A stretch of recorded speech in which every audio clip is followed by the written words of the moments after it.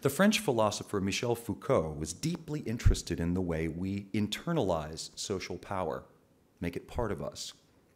He writes that physical domination of the body is now no longer required in our world, but can be achieved through isolation and the constant possibility of observation. The zoo cage is like a small theater. You are perfectly individualized and constantly visible, much like, well, like us in this postmodern world, isolated in non-communal housing, in increasingly smaller family units, and in office cubicles, in which nearly all of our activities can be observed. Through literal observation by the cameras, which are, I don't know if you've noticed, constantly springing up in public places and workplaces, to the electronic monitoring of workers, through data monitoring of marketing companies, credit agencies, ATMs, telecoms, insurance companies, not to mention the government. Like Karta, we live in a society being constructed where all our behavior is regulated through the fear of theoretical observation by powerful entities. If you don't believe me, go to your computer, go to your web browser, and go to the web browser tools and turn off the cookies. Cookies are little marketing tracking devices that make note of every place you go on the internet. And without the cookies turned on, you can't get anywhere on the internet. Very few sites will let you on. We know this deep in our bones. We don't need to be microchipped. We don't need to be barcoded. We can be found anytime by anybody who wants to. So knowing this, we mostly police ourselves now. Knowing we can be observed, we regulate ourselves. Having killed the all-seeing, all-judging God, we have remade a social order in his controlling image. We are seen, but we never see the controllers. We are the object of information, hardly ever the subject in communication. The prison, social control, has been internalized without force, without coercion, with our silent consent. This is the essence of postmodernity. Back to Karta. So now, with limitless possibilities before her and years of well-meaning zoological institutionalization inside of her, what did Karta do? After half an hour atop the enclosure wall, she loped back home, to the only home she'd ever known, where food was available, she knew, and where her kind lived. So there was no longer, you see, a need for the fences she had conquered. There was no longer a need for the walls she had scaled. She had internalized the mechanisms of her own control so completely, she had become her own keeper. Jakarta? No, she went of her own accord.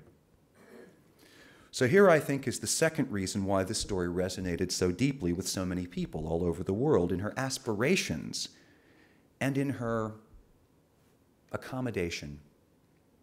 We see an image of ourselves stripped down to essential drives. So not only did her story have the arc of a good story, but it kind of whispers to us about key ways in which we understand what it is to be human. It's a distorted mirror, but a mirror. As a side note, the ending of her story, where she goes back to the cage, many people found disappointing and upsetting. Part of the fascination, I think, with the story is the disturbance produced by the lack of a Hollywood ending. So it stays with you. Karta's bid for freedom, we feel, is achieved, but not resolved somehow. Well, hold the phone a second, Rob. Orangutans, after all, aren't like humans, are they? I mean, maybe aren't you just projecting your own human condition onto dumb animals, anthropomorphizing them as humans are often meant to do? But before you lapse into that uncomforting thought, consider the following.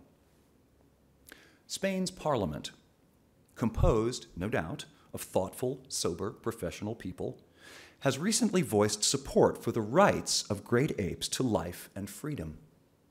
Oh, those zany, wacky Europeans, what will they do next? This declaration of the rights of great apes devised by scientists and philosophers, said, and I quote, "Our closest genetic relatives deserve rights hitherto limited to humans." How close genetically are they? Well, over 98%. DNA similarity, closer than, say, any two major breeds of dogs. But this is not the only argument for giving rights to great apes. The Australian ethicist Peter Singer and others have tried to express just what it is that indicates personhood. And guess what? It turns out that great apes have them all. 1. Rationality and self-awareness. Pretty obvious in Karta's case. Tool making and using, previously considered unique to humans, implies a comprehension of cause and effect and complex problem solving. It also shows reflection, the ability to think about an experience without prompting from external stimuli. So that's a criteria she meets. 2, self-control. Karta's project was certainly purposeful and required persistent application of a planned set of actions. These were not derailed by her other vital interests for food and sleep and so on. So that's 2 criteria she qualifies for. 3, a sense of the future. Well, obviously, knowing the sticks would one day be needed. That's 3 ticks. A sense of the past. Well, grief. 4 ticks. The capacity to relate to others, the social networking Karta had to engage in to negotiate the collection of sticks. That's 5 personhood ticks. Concern for others. Now, this isn't evident in Karta's case, but is well documented in studies of other great apes. There's the story of Binti, for example, the silverback gorilla in the San Diego Zoo, who, when a toddler fell into the great ape enclosure, scooped up the human toddler, stroked and rocked it until the zookeepers could come and get her. 6. Sorry, that was 6. 7, curiosity. Obviously a tick for Karta. And 8, communication. Again, not evident in Karta's case, but again, widely documented in the research. There is, for example, the famous study that I learned as an undergraduate psych student of Washoe the chimp and many others who have been taught sign language. And with it, they converse with humans, with other chimps, and with themselves.